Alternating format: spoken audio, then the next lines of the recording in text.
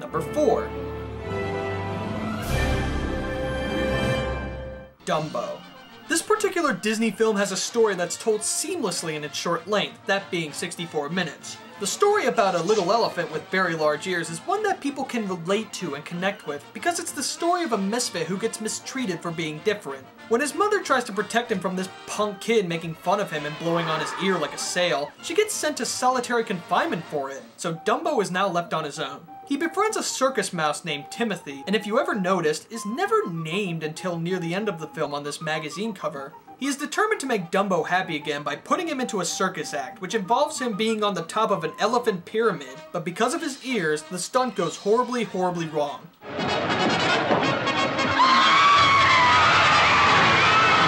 As a result, he's made into a clown, and all he does is fall into a vat of pie filling.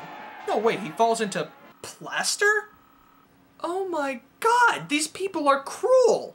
I mentioned earlier that the story is told seamlessly, and it's true. There aren't any sequences that feel pointless, especially the surrealistic pink elephants on parade sequence, with a lot of creepy imagery made courtesy of plenty of colorful pachyderms, all because Dumbo resorts to underage drinking. Most people think this sequence is pointless, but if you really think about it, how else would Dumbo have found out that he's been able to fly had he not woken up on top of a tree afterwards? Speaking of that, my favorite characters in the movie are actually the crows. They may be the subjects of controversy because of how they're portrayed as stereotypical blacks, but when you think about the time this was made, they speak in a certain style that was of its time. What's all the rook? Come on, step aside, brother. What's cooking around here? What's the good news? What's frying, boy? Those characters are the ones that give Dumbo hope and that encourage him to fly. They also relate to Dumbo as an alienated group themselves when Timothy reprimands them for picking on him. And on top of that, they made him a clown! This was also the only animated feature Disney made where the main character doesn't speak, and it gives some people more to relate to. He can't speak his mind on how he feels about the world that choose not to accept his flaw. They just choose to exploit him. It relies mostly on the animation of the character's emotions that we can easily distinguish. Dumbo displays a simple story with great cartoony character animation, fabulous songs, the moral to accept others for who they are, and offers some touching and heartwarming moments for all to enjoy. When I see an elephant fly. Dumbo, I knew you could do it! Number 3. Alice in Wonderland. I'm just gonna go on record here by saying that I really don't care for the other Disney version of Alice in Wonderland directed by Tim Burton. Say what you will, but I just prefer my Wonderland experience to be a little whimsical, you know? Not an epic quest to fight the Jabberwocky. Anyway, this film was a natural for Disney to make because of all the material that's in the original story. He actually did his own version in 1923 called Alice's Wonderland with a little girl in a cartoon world, which evolved into the Alice comedies. It's a story that appeals to kids and adults because of its silliness and how it toys with logic and wordplay. Sorry, you're much too big. Simply impassable. You mean impossible? No, impassable. Nothing's impossible. The film is pretty episodic in that its focus is mainly on the colorful characters that Alice meets along the way, like Tweedledee and Tweedledum, the Cheshire Cat, the Caterpillar, the Mad Hatter and March Hare, and the Queen of Hearts. I find it interesting that the realistic animation of Alice sets her apart from the wild, crazy animation of all the characters that inhabit Wonderland. It also shows off some great color styling, primarily by Mary Blair, and the songs are very charming and fun. I'm late for a very important date. No time to say hello, goodbye. I'm late. I've never read the original Lewis Carroll book, but I imagine that this adaptation retains some of the zaniness and satire from it. As far as I know, the only character not from the book is the doorknob, yet he still fits perfectly into this world. Some people either like this version of Alice or hate it. I really love it. It has this free-flowing spirit to it that's very different from most Disney films. I feel the story of Alice in Wonderland is relatable to us because we often do want to be in our own world as an escape from reality. The only complaint I have about this film is that I always felt like I've wanted to see more, but I guess enough was enough. This movie is brilliant, eccentric, and a fun ride along the way.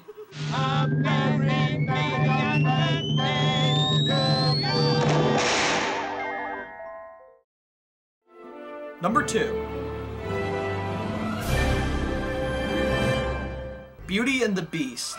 Beauty and the Beast is probably my favorite out of all of Disney's fairy tales and is a pretty neat adaptation to the original story. Oh, don't worry, I've seen the Cocteau version. That was also a great adaptation, but I can't see myself backing away from this version. What impresses me the most about this movie is its main character. Belle isn't a part of royalty or anything like that. She's just a regular woman who seeks adventure but can only get it from a storybook. She wants a much better life than being that girl who reads. It's not right for a woman to read. Soon she starts getting ideas and thinking.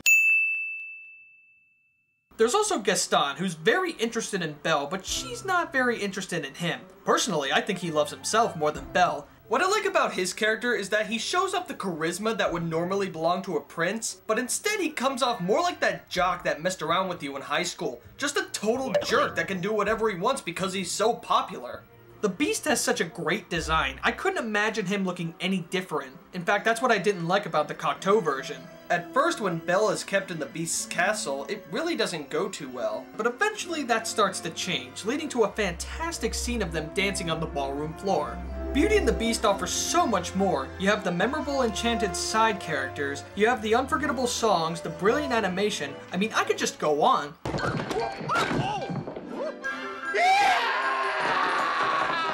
Angela Lansbury's voice is perfect for the song Beauty and the Beast. It just makes that centerpiece much more magical. By the way, I'm glad Human Again was not put in the original release. I get why it would be added on there, we want a little more depth from the side characters, but it just feels redundant. We already know they want to become human. She's the one, the girl we have been waiting for. She has come to break the spell. Beauty and the Beast is a tale as old as time that could be the epitome of romance and enchantment. Beauty and the Beast. And my all-time favorite Disney animated film is Pinocchio. Not only is this one of my favorite animated films, but I also believe that this was the animation medium at its absolute zenith. Pinocchio was the second feature that Disney had made after Snow White, and is a far greater artistic achievement than its predecessor. It tells the story of an old woodcarver named Geppetto who puts the finishing touches on his marionette that he names Pinocchio. He wishes on a star that the puppet could become a real boy, so the blue fairy comes to the house and grants his wish, provided that Pinocchio chooses right over wrong. She appoints Jiminy Cricket as his conscience to help him out, but as expected, Pinocchio runs into some obstacles because he's an innocent that doesn't understand what these characters bring to him, therefore his life is constantly in danger. It personifies how people try to have good intentions but end up being overtaken by temptation, which is a perfect moral. Like Alice in Wonderland, Pinocchio has kind of an episodic thread that gives it a certain scope as Pinocchio and Jiminy land themselves in certain places and situations. The one thing that I find very fascinating is that all the villains in the film do not get their just desserts. Stromboli just keeps driving the wagon, Honest John and Gideon aren't taken to prison, the coachman's ruse to turn boys into donkeys for slave labor in salt mines goes unpunished, and Monstro smashes his head on a rock. I guess he just swam that one off. What I love about Pinocchio is the vast richness of it in the story, the characters, the animation, the backgrounds, the music, and just the achievement of it. The songs are some of Disney's best, which includes their immortal anthem, When You Wish Upon a Star. I think the reason why this song was chosen as their anthem is that it's a belief in dreams, which Disney had in his role in the animation industry, and it also motivates other people to believe in whatever dream that they have. On a personal note, this film had left a big impression on me. It was actually the springboard for my ability to draw and my original life choice of being an animator. Pinocchio is captivating with its heart, magic, and imagination. It's truly Disney's masterpiece.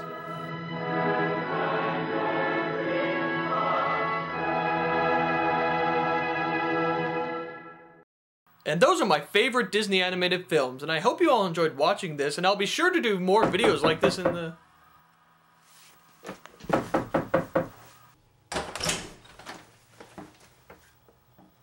What the... Who's there? Oh God!